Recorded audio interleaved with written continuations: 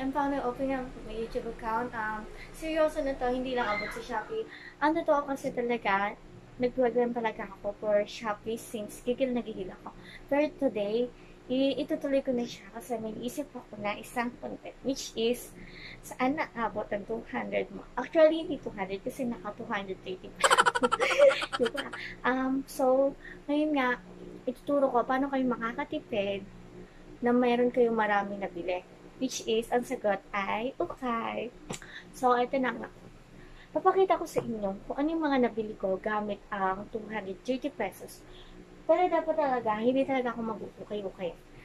Actually, nagpa-adjust ako no isang araw. Ayan, kaka-adjust ko lang. So, and tinawagan ako ni mama. Sabi niya, bilay ko ng tinapay sa bakery. Saan ko bumibili sa bakery?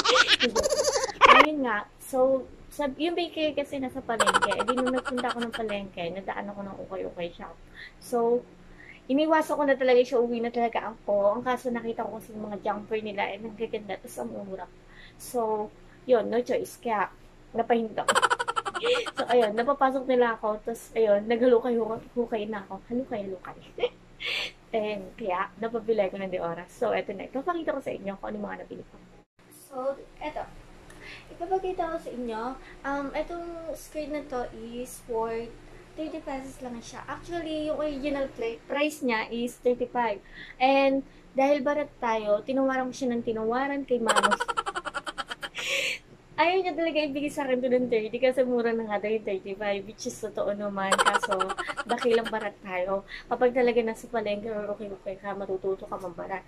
Pero sabi niya gano'n, 30 niya daw ibibigay, hindi kasama tong belt na to. Siyempre ako, para akong bata din. Ay kuya, ibigay mo naman. Sayang nga lang, hindi ko siya na-videohan kasi mag-isa lang talaga ako. Kasi wala lang talaga akong balak mag-ukay-ukay. Kasi nagpa-adjust nga lang ako. Tapos nautusan lang bumili ng tinapay. Pero napabili ko di oras ng mga damit.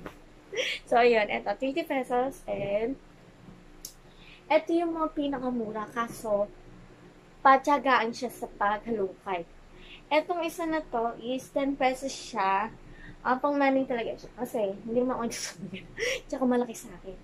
Naganda akong kay tela niya. Ang ganda niya kasi ng tela niya. And, kala ko siya ibigay kay mama. Kaso ayaw yung mama.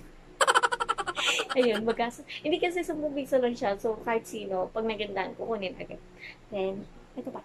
Ito talaga, kasi sa akin to. Ang ganda-ganda ng tela niya. Tapos may hood pa siya, diba? 10 piso lang din siya. Nakuha ko siya sa paghalukay doon. Tapos, ano namin ito, nakitan ko lang siya. Hindi ako mahilig magganito, pero nakitan ko siya. So, yun nga, bumili ko, pero tingin ko, hindi ko rin siya magagamit. So, di ba, hindi kasi parang siyang, alam ko, naggaganito si Chewy. Parang naalala ko may sinuot siya, nakaganito siya. Kaya, yun, binili ko. Then, yun last ng tigtete. Ito, yan. And, jumper skirt siya, nakuha ko lang din siya sa paghahalukay. Actually, dalawa to ang kaso. Siyempre, tipid-tipid na. Namili ako kung ano yung pinakamaganda. Kasi nga, kapag kinuha ko dalawa, hindi ko rin naman siya masusuot. Kasi aminado ako din. Dami ko nagdamit dito.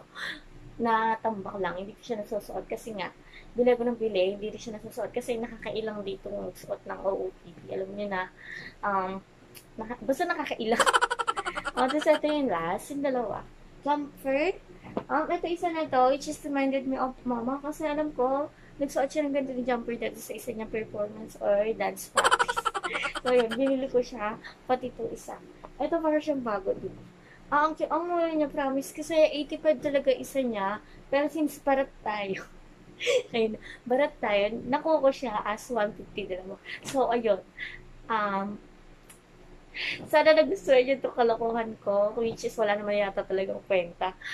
Talagang pinakita ko lang sa inyo kung ano yung nagagawa ng ukay. Sana, hindi kayo matulad sa akin. Nabili ng bili, pero hindi sponsor. So, yun lang. Sayang, meron pala akong, mga konting tips. Yung lang, nag-video ako saglit, yung sa mismong ukay-ukay, pero hindi ko na-videohan yung paghalukay.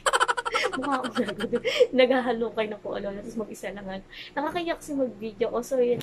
Sana i-support niyo mga future vlogs ko. And I'm planning to have a vlog on Tri-State in Manila. So, please subscribe. Thank you!